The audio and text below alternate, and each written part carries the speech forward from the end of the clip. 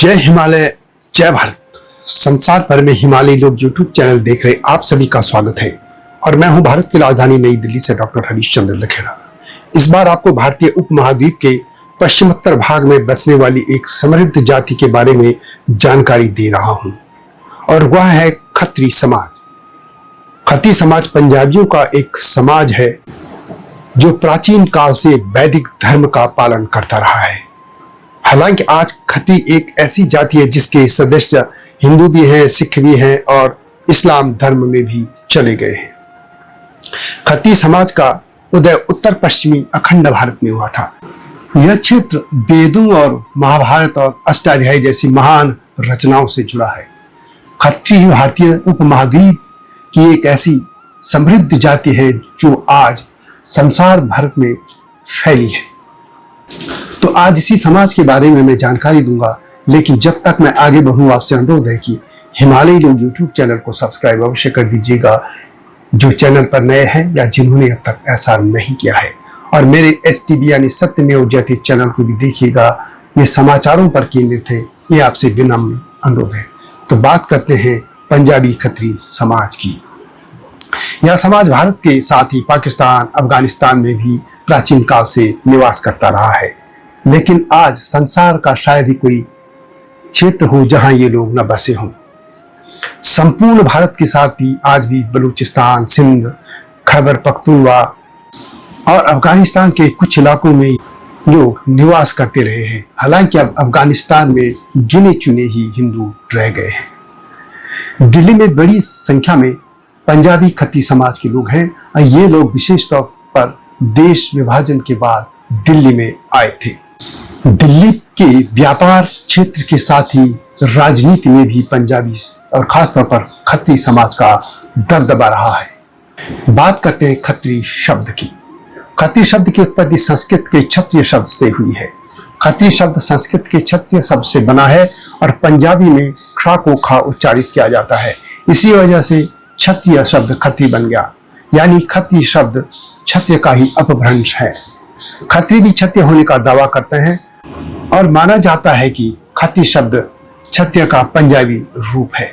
कुछ इतिहासकार और समाज शास्त्री मानते हैं कि खत्री क्षत्रिय के व्यापारिक वर्ग के रूप में जाने जाते हैं, जबकि कुछ लोगों का मानना है खत्री और क्षत्रिय अलग अलग हैं, लेकिन खत्री भी क्षत्रिय होने का दावा करते हैं और उनका इतिहास भी क्षत्रिय वंश की तरफ ले जाता है। खत्री समाज के लोग सूर्यवंशी, चंद्रवंशी और अग्निवंशी हैं और सरस्वती नदी के किनारे बसे होने का कारण उनके पुरोहित सारस्वत ब्राह्मण ही रहे हैं।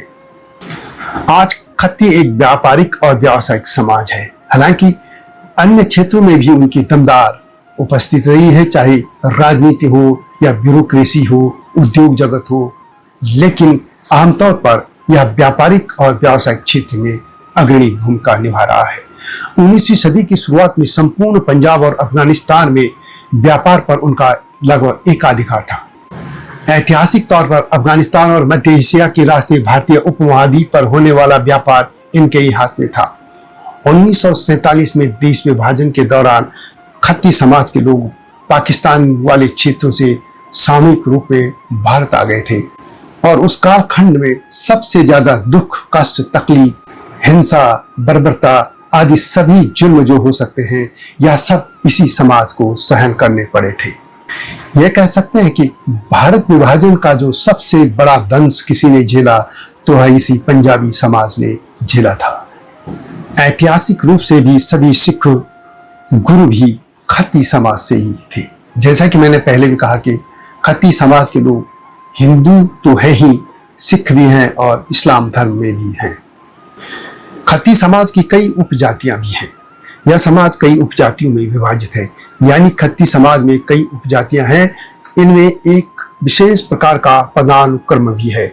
सबसे पहले ढाई घर खत्री आते हैं और ढाई घर उपजाति के तहत 3 या 4 ही उपनाम पाए जाते हैं, जैसे कपूर, खन्ना, मेहरोत्रा, मल्होत्रा, मेहरा आदि। इसके बाद 12 घर के खत्री आते हैं।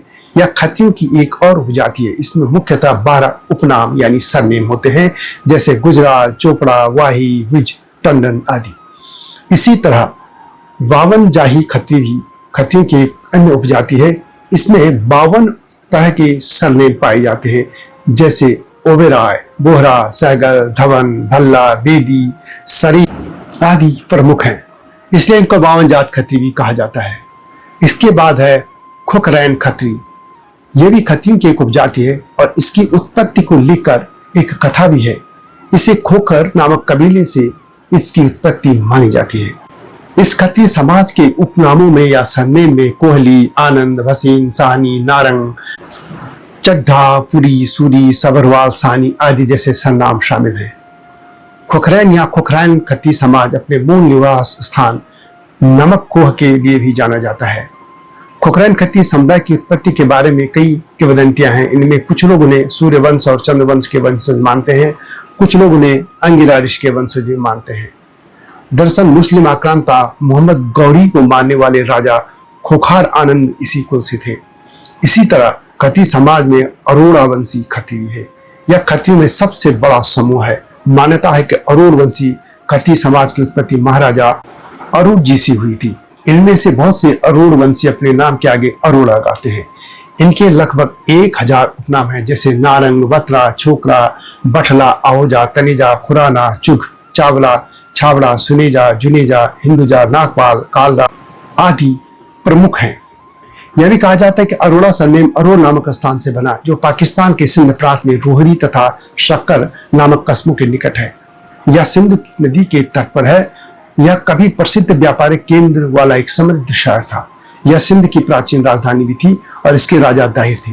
राजा दाहिर के युद्ध हार जाने के बाद अरोड़ वंशी लोग पंजाब की ओर चले आए थे और पंजाब के सिंधु, झेलम, चेनाब और रावी के तटों पर बस गए थे। अरोड़ क्षेत्र से आए खत्री ही अरोड़ा या अरूट वंशी खत्री कहलाते हैं। इसी तरह पंजाबी भाटिया खत्री भी हैं। भटने नामक स्थान में बसने के कारण को भाटिया खत्री कहा जाता है। ये लोग अपने उपनाम के साथ भाटिया शब्द का प्रयोग करते हैं। वैसे भाटिया लोग सिंधियों में भी पाए जाते हैं। इसी तरह सूद खत्री भी होते हैं। इनमें अधिकतर पंजाब के मैदानी इलाकों में ये लोग रहते हैं और अपने उपनाम के साथ सूद सरनेम का ही प्रयोग करते हैं। गुजरात में भी खत्ती रहते हैं। इनको गुजराती खत्ती कहते हैं। सोनेजी, शनिश्चरा, बिंची, मणियाल, उपल, मंगतोरा, सौदागर, आछड़ा, मच्छर, मिर्ची आदि इनकी सरनेम है। इसी तरह मारवाड़ क्षेत्र में भी खत्ती समाज के लोग रहते हैं। उनको मारवाड़ी खत्ती कहा जाता है। इनके सरनेम बाड़े, छुद्दा, बिछड़े, दलोरा, माधु, मिराज आदि प्रमुख हैं। तो यह थी खत्ती समाज की गाथा। वीडियो कैसी लगी कमेंट में अवश्य लिखें। जल्दी आऊंगा नई स्टोरी के साथ। तब तक जय हिमालय, जय भारत। हिमालय पे पेड़ हो तो गीत गाएंगी नदियाँ, गीत गाएंगी नदियाँ। पेड़ों पे चिड़िया है तो गीत गाएंगी नदियाँ, पेड़ों पे चिड़िया है तो गीत गाएंगी नदियाँ। माँ की लोरी जैसे होते हैं नदियों के गीत।